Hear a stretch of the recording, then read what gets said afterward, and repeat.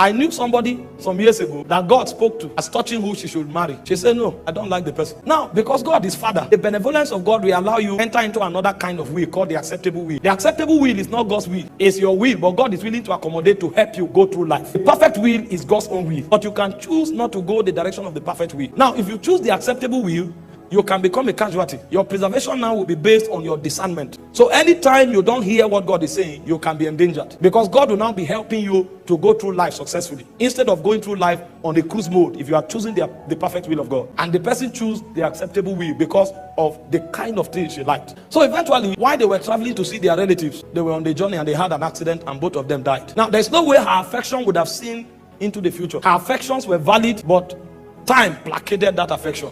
She didn't see that boy's lifespan on earth was remaining 6 months. But the one who is called Alpha Omega, who is beginning and end, already saw that this boy is about to end his race. You are about to start. How can you connect your life with somebody who is finishing when you are starting? So what she did was that she escorted the guy to eternity. Meanwhile, the Bible said, pleasant in the eyes of God is the dying of the saints. So when the saints die, heaven rejoice. The problem is that you have left your purpose. I say this with a burden. I'm telling you, because on every side, God will win. But for you to win, you have to be sensitive. He said, precious in the eyes of the Lord is the dying of the saints. So when they went to eternity, they were welcomed on the red carpet. But her own purpose could not be fulfilled. That's why I told you, this subject is deeper than what you feel. There's a wisdom manipulating this thing. You have to align with it. So the third purpose of marriage is for worship.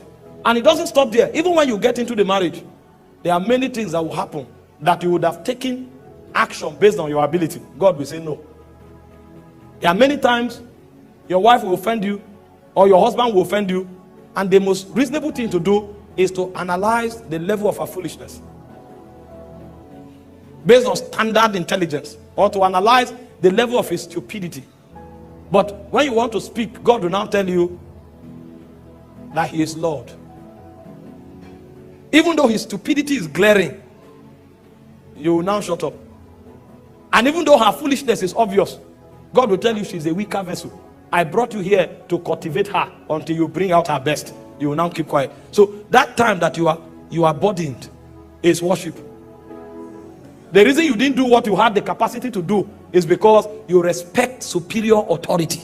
You will learn a worship that is deeper than song. That's when you know, when we go to Zion and they arrange worshipers, you'll be shocked. You won't find singers. They can be there because that's one channel. But the real worshipers are not singers. They are those who submit to the will of God. They die there, even if they don't want it. A singer can be there, an apostle can be there, a prophet can be there, a politician can be there. You will discover another kind of worship. Hope you know the 24 elders, they were not singing. They just fell from their throne, cast their crown, and say, holy is the Lord. Meanwhile, they were at the highest level in the cadre of worship. It is marriage that will teach you how to die.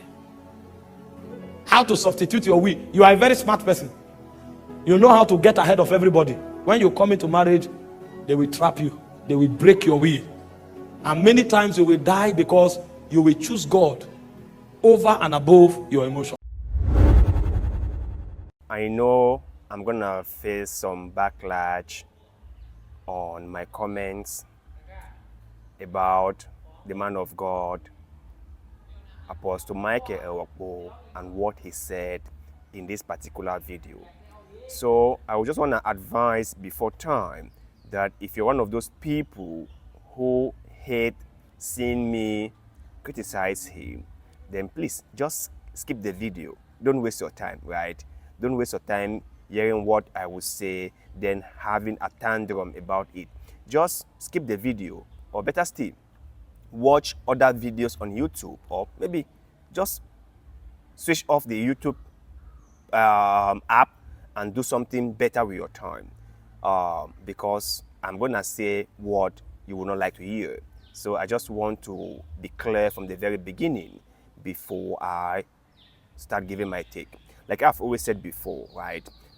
My reason for coming out here and pushing back on some of the points that are being made by the so-called preachers is so that people have another side to this debate, or people see things from another direction. Because for far too long, we've only heard things from one person's opinion, and we've not heard it from other people. So we have no idea if what they said was correct or not, or if they are just misleading us, or if they are just pushing a narrative that suit their agendas. So I decided that I am going to hear what people say, and if they said something that I thought was worth commenting on, I will do just that. If they said something that I thought was worth appreciating, of course, I will do that.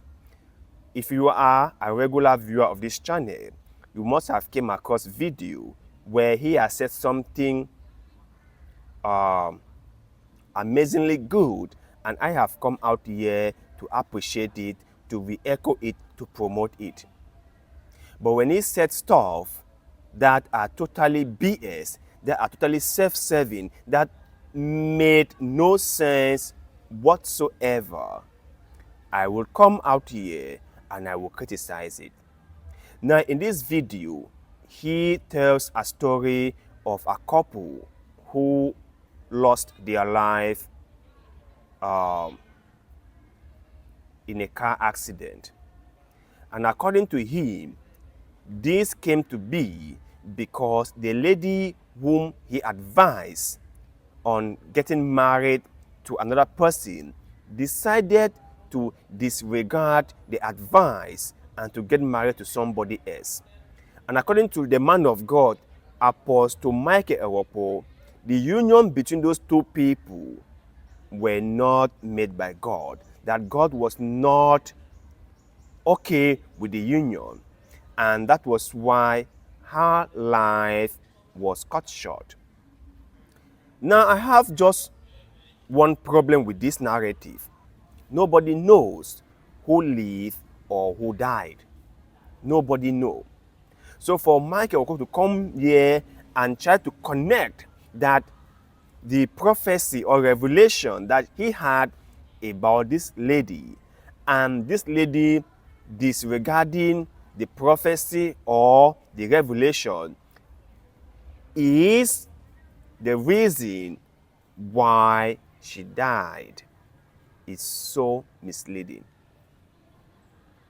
Now, there is this saying that correlation is not necessarily causation. Someone disregarding your advice and getting married to someone whom you do not approve does not necessarily mean that led to the both of them dying. It doesn't necessarily mean that.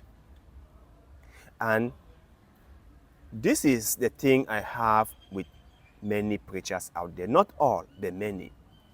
Because they come out here and they put words into God's mouth. Rather than just preaching the Bible that they are supposed to be doing, they will start creating things. They will start saying stuff. They will start using God's name to promote their own personal agendas. They will say things that God never said, or in the name of God. And when you call them out, they say God will judge you. When you call them out, they are gullible members. They are funny members who come out and start storming and screaming at the top of their voices and saying that God will judge you. They say things that don't make any sense whatsoever. I just wish we all just take a step back from all these signs and wonder. I just wish we all just take a step back and read our Bible. I just wish that we all just take a step back and be rational about some of the things our so-called preachers tell us. For if we did that, we will uncover so much lies and deception. A lot. But you know what? We won't do it. We won't do it. And the reason is we are lazy. most of these things required some careful reading and understanding. Most of these things require a lot of work, a lot of thinking. And we are too lazy to use our minds to think. We are too lazy to read our own Bible. We are too lazy to do what was necessary to be done. And so we rather just let the preachers tell us all what we want to hear. And that is the problem. So I will end this by saying that Michael Orokpo is wrong. Michael Orokpo has no idea on what he is talking about.